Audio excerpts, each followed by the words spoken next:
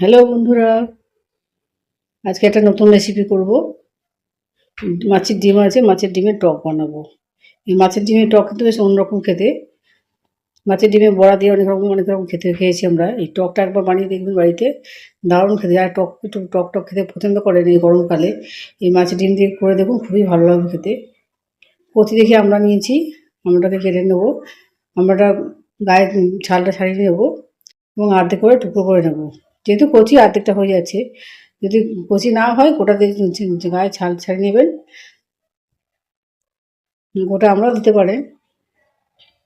আমরা একটু কাঁচটা বার করে নেবো। কিন্তু খেতে খুবই ভালো লাগবে। এই গরমের সময় এই মাছের ডিমের টক দিয়ে বানিয়ে দেখুন, মুখটা পুরো ছেড়ে যাবে, অরুচিভাব দূর হবে। আর ডিমের মাছের ডিম তো ঝাল হিসেবে খেয়েছেন বা ঝোল হিসেবে খেয়েছেন, এভাবে মজাদার হবে। দেখুন আমি এ কটা আমরা নিয়েছি, টুকরো করে নিয়েছি ছাড়িয়ে। মাছের ডিমটাকে আমি প্রথমে বড়া করবো। ওই জন্য অল্প পেঁয়াজ দেবো, অল্প পেঁয়াজ এবং অল্প কাঁচা লঙ্কা দিয়ে কুচি নিচ্ছি এবং ডিমের মধ্যে দিয়ে দেবো। যদি আপনারা পেঁয়াজ না দিতে চান, এই মাছের ডিমটাকে টুকরো টুকরো করেও ভাজতে পারেন, কিন্তু আমি এর মধ্যে পেঁয়াজ দেবো। ঠুনি অল্প করে পেঁয়াজ দিয়ে দিচ্ছি। একটু ঝাল ঝাল মুখে স্বাদ আনার জন্য একটু অল্প কাঁচা লঙ্কাও দিয়ে দেবো। আমরা যেমন ঝাল খান সেই অনুযায়ী কাঁচা লঙ্কা দিতে পারেন এর মধ্যে।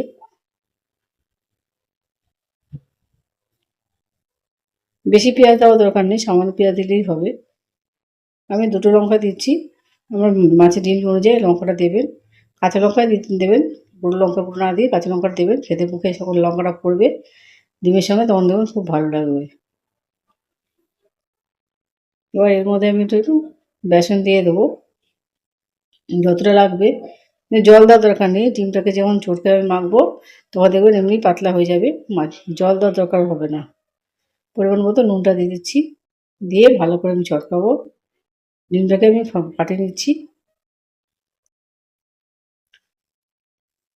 এখন ঘন মনে হচ্ছে, দেখুন আস্তে আস্তে যখন ডিমটা ভালো মতো মেখে নেবো, ডিমটা তখন পাতলা হয়ে আসবে। এদিকে আমি কড়াইয়ের উপর তেল দিয়ে দিচ্ছি, সর্ষের তেল দিয়ে বড়াগুলো ভাজবো। এক এক করে আমি বড়াগুলোকে দিয়ে দিচ্ছি। এবং কত পাতলা হয়ে গেছে ডিমটা, মাছের ডিম কত পাতলা হয়ে এসছে।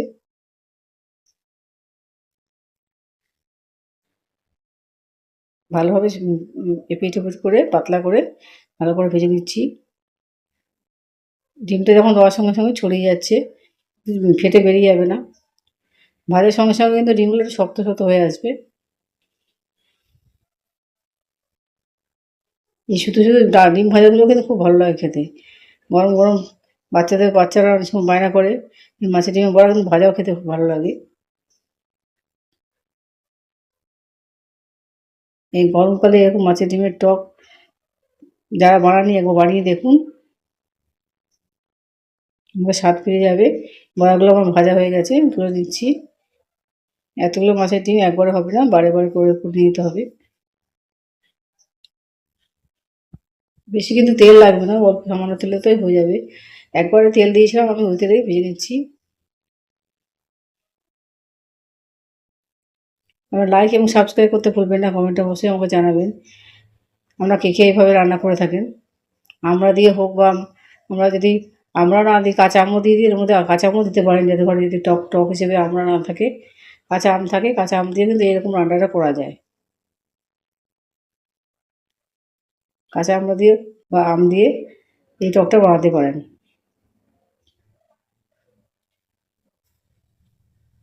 এই পিঠে দু পিঠে ভালো করে ভেজে নিয়েছি, লাল লাল করে ভেজে নিয়েছি। ঠান্ডা হলে বড়াগুলো আস্তে আস্তে ছাড়িয়ে নিতে হবে, একসঙ্গে লেগে গেছে। যে তেলটা পড়ে থাকবে ওই তেলের মধ্যে আবার রান্না করবো আমি। প্রথমে ফোড়ন দিয়ে দিতে হবে, যেমন সরষে, লাল সরষে এবং গোটা শুকনো লঙ্কা চিড়ে দিয়ে দিচ্ছি, তো ফোড়ন হিসেবে দিয়ে দিচ্ছি আমি।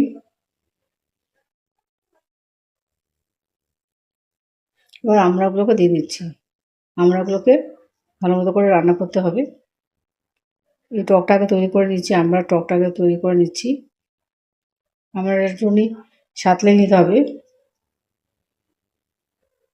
এই গন্ধটা কিন্তু ফোড়নের গন্ধটা খুবই ভালো লাগে, সর্ষে লঙ্কা ফোড়নের গন্ধটা খুবই ভালো লাগে।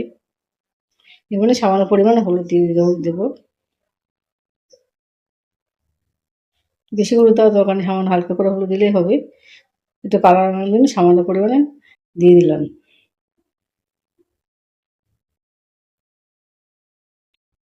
এরপরে পরিমাণ মতো নুন দিয়ে দিচ্ছি, নুন বেশি দেওয়ার দরকার নেই, যেহেতু আমরা টকটা বানাচ্ছি। যখন বড়ার ঝোল করবো তখন আবার একটু জল দিয়ে দেবো। এবার আমড়াটা সিদ্ধ করার জন্য আমি জল দিয়ে দিয়েছি। ঝোল মতো রাখতে হয় বেশি করে, যাতে আমড়াটাকে আমি একটুখানি এত বেশি খুবই গলে গেলে ঘন হয়ে আসবে। এবার যেমন গোটা সর্ষে দিচ্ছি আমি, মিক্সিতে পেস্ট করে নেবো। আমরা যদি এই মশলা না করতে চান, আমরা কাসুন্দি দিয়েও রান্না করতে পারেন, চটপট হয়ে যাবে। কিন্তু আমি কাসুন্দি না দিয়ে আমি সর্ষে একবার রেডি করেছি। সর্ষে, কাঁচা লঙ্কা, সামান্য পরিমাণ কাঁচা লঙ্কা দিয়ে পেস্টটা করে নিচ্ছি। এর মধ্যে অবশ্যই নুন দিয়ে দেবে যাতে তিতো না হয়ে যায়। আমড়াগুলো ভালো মতো সিদ্ধ হয়ে গেছে, এবার আমড়াগুলোকে ভালো করে থেতো করে স্ম্যাশ করে নিচ্ছি, যাতে এগুলো গলে যায়, ভালো মতো মিশে যায়। এই জন্য খেতে টকটা বেশ ভালো মতো বেরোবে, খেতেও খেতে ভালো লাগবে। আমড়াগুলো গোটা গোটা এই অবস্থায় রাখবো না, ভালো মতো সিদ্ধ হলে তবে কিন্তু এরকম হয়ে যাবে। এবার যে পেস্টটা করেছিলাম ওই ঝোলের মধ্যে পেস্টটাকে দিয়ে দিলাম। ঝোল অবস্থাকে পেস্টটাকে দিয়ে দিতে হবে। তাই জন্য আমি আগে নুন দিয়েছিলাম যদি তিতো ভাব না থাকে।